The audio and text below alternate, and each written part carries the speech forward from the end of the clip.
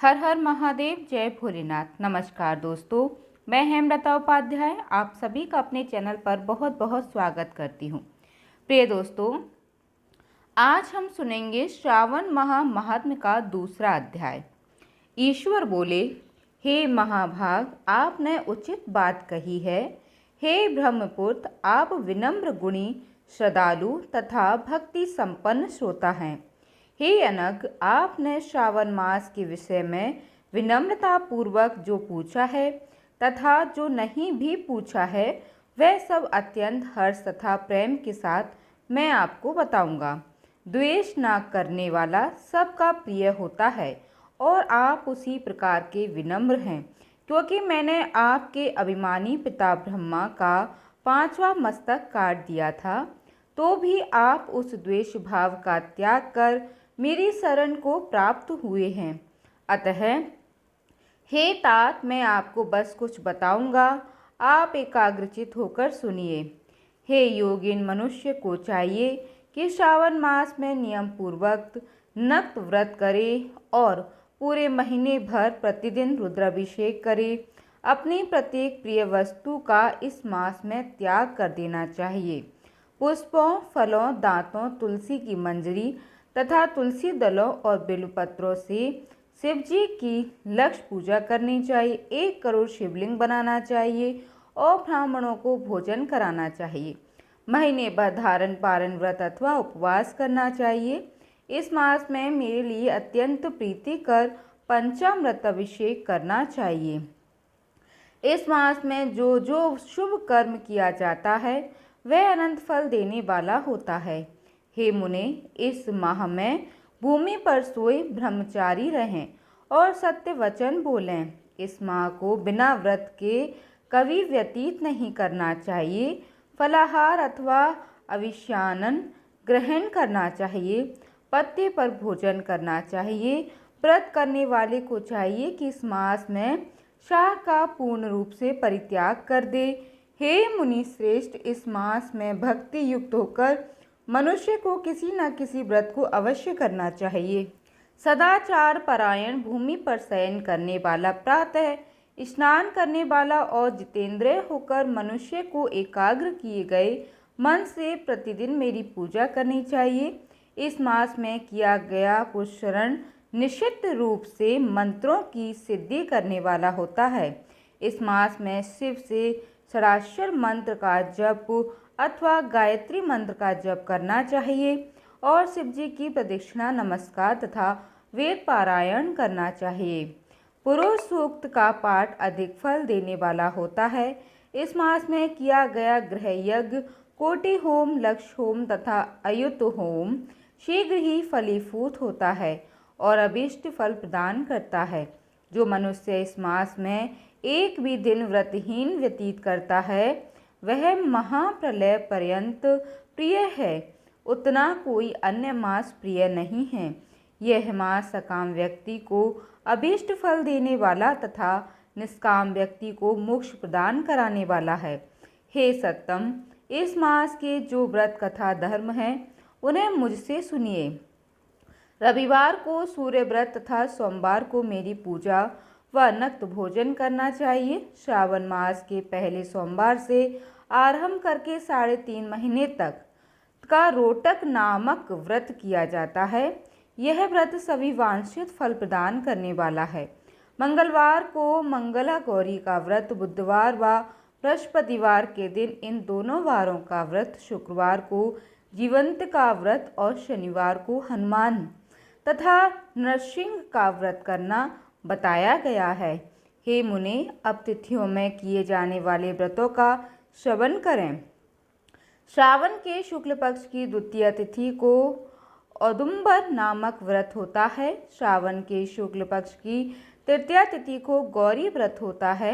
इसी प्रकार शुक्ल की चतुर्थी तिथि को दुर्वा गणपति नामक व्रत किया जाता है। हे मुने, उसी चतुर्थी का दूसरा नाम विनायकी चतुर्थी भी है। शुक्ल पक्ष में पंचमी तिथि नागों के पूजन के लिए प्रस्त होती है। हे मुनि श्रेष्ठ, इस पंचमी को पूर्वक्लाप्ति नाम से जानिए। षष्ठी तिथि को सुपोदन व्रत और सप्तमी तिथि को शीतला व्रत होता है। अष्टमी तथा चतुर्दशी तिथि को देवी का पवित्रारोपण होता है। इस माह के शुक्ल पक्ष तथा कृष्ण पक्ष की दोनों नवमी तिथि को नक्त व्रत करना बताया गया है। शुक्ल पक्ष की 10वीं तिथि को आशा नामक व्रत होता है। इस मास में दोनों पक्षों में दोनों एकादशी तिथियों को इस व्रत की कुछ और विशेषता मानी गई है। श्रावण मास के शुक्ल पक्ष की द्वादशी तिथि को श्री विष्णु का पवित्रारोपण व्रत बताया गया है। इस द्वादशी तिथि में भगवान श्रीधर की पूजा करके मनुष्य परम गति प्राप्त करता है। उत्सर्जन, उपाकर्म, सवा दीप सवा में उपाकर्म, इसके बाद रक्षाबंधन, पुनः श्रवणाक्रम, सर्प बलि और हैग्रीव का अवतार, ये 7 कर्म पूर्णमासी तिथि को करने हेतु बताए गए हैं। श्रावण मास के कृष्ण पक्ष में चतुर्थी तिथि को संकट चतुर्थी व्रत कहा गया है और श्रावण मास के कृष्ण पक्ष की पंचमी तिथि के दिन मानव कल्पलादि नामक व्रत को जानना चाहिए। हे द्विजोतम, कृष्ण पक्ष की अष्टमी तिथि को श्री कृष्ण का पूर्णावतार हुआ। इस दिन उनका अवतार हुआ, अतः महान उत्सव के साथ इस दिन व्रत करना चाहिए। हे मुनि श्रेष्ठ, इस अष्टमी को मनावधि तथा तिथि जानना चाहिए। श्रावण मास की अमावस्या तिथि को पिठोरा व्रत कहा जाता है। इस तिथि में कुशों का ग्रहण और वृषभों का पूजन किया जाता है। इस मास के शुक्ल पक्ष की प्रतिपदा तिथि से लेकर सब तिथियों के पृथक पृथक देवता हैं। प्रतिपदा तिथि के देवता अग्नि, द्वितीय तिथि के देवता ब्रह्मा, तृतीय तिथि की गौरी और चतुर्थी के देवता गणपति हैं। पंचमी के देवता नाग हैं और सप्तमी के देवता सूर्य और अष्टमी के देवता शिव हैं। नवमी की देवी दुर्गा, 10वीं के देवता यम और एकादशी तिथि के देवता विश्वदेव कहे गए हैं। द्वादशी के विष्णु तथा त्रयोदशी के देवता कामदेव हैं। चतुर्दशी के देवता शिव, पूर्णिमा के देवता चंद्रमा और अमावस्या देवता पितर हैं। ये सब तिथियों के देवता कहे गए हैं। जिस देवता की जो तिथि हो उस देवता की उसी तिथि में पूजा करनी चाहिए। प्राय इसी मास में अगस्त्य का उदय होता है। हे मुने, मैं उस काल को बता रहा हूँ, आप एकाग्रचित होकर सुनिए।